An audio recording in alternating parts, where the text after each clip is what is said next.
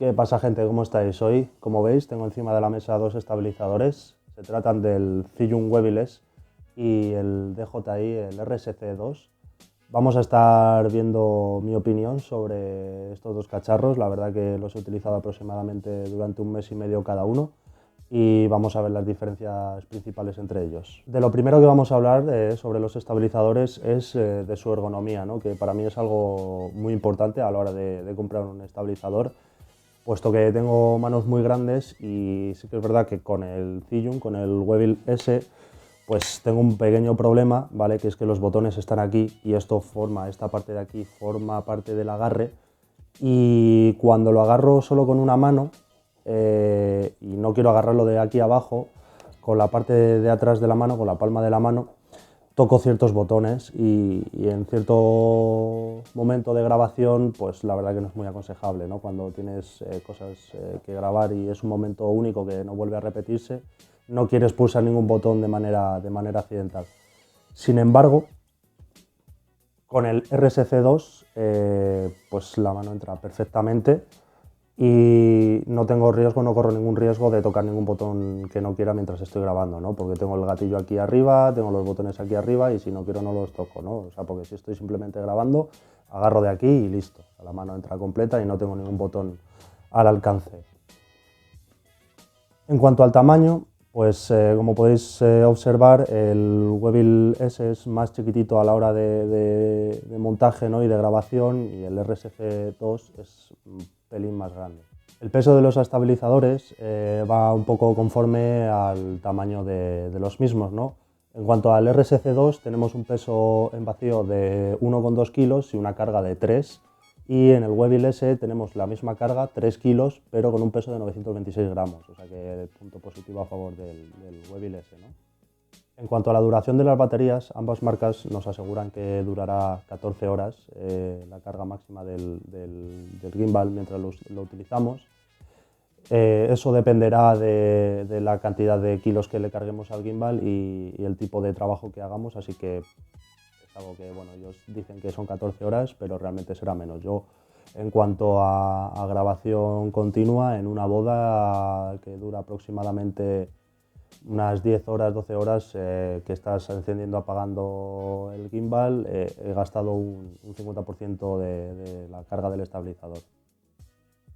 Algo positivo en cuanto al Zhiyun, al Webill S, es que tenemos la pila extraíble, ¿vale? Que son dos pilas que están aquí dentro y que podemos sacar para cargar, y si necesitamos más horas de grabación y tener más batería, podemos comprar pilas extra y no habría ningún problema. Esto que nos permite tener siempre seguro que tenemos batería en nuestro gimbal, y que si se nos dañan las pilas o que están muy viejas, que podemos reemplazarlas por unas nuevas. En cuanto al RSC2, no. El mango está fijo y no podemos sustituir la pila. O sea, si se rompe tendríamos que hablar con el servicio técnico de DJI para que nos hicieran un cambio de batería ellos. En cuanto a los modos de grabación, pues obviamente los dos son muy parecidos. Tienen el modo pan follow, tienen el vortex, tienen un montón de modos que son los estándar, ¿no? en los gimbal. Sí que es verdad que el RSC2 cuenta con un modo de grabación en vertical que, bueno, se accede a él de esta manera, ¿vale? Porque lo que no he dicho todavía es que es plegable, que es un punto a favor en cuanto al RSC2, porque le abrimos aquí, le pondríamos así, cerraríamos el gimbal, le pulsamos en nuestro modo vertical y la cámara se pondría en un modo vertical directamente para grabar. Eso es un punto a favor, puesto que ahora mismo en redes sociales, si queremos grabar en vertical, es un coñazo hacerlo a mano, y este gimbal nos permite tener una grabación en vertical directamente y estabilizada, ¿no? En cuanto a el que se pliegue, pues bueno, sí que es verdad que da un poco de miedo, porque parece que se va a romper y tiene aquí un cablecito que es el que transmite toda la información del gimbal al procesador, pero a la hora de guardarlo se queda en nada. Le quitas el trípode y se queda en nada, que eso es algo muy a favor del RSC2.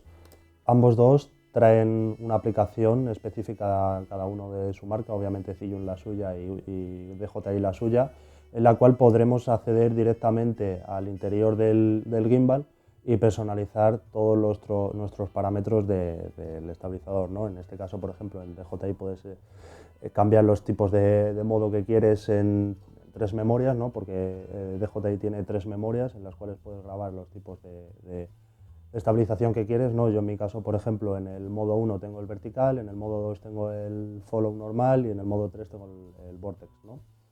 También podemos configurar la brusquedad del joystick a la hora de girar la cámara, podemos configurar un montón de cosas, ¿no? De hecho, una de las cosas es la calibración por software que nos hace una vez que hayamos calibrado nosotros la cámara.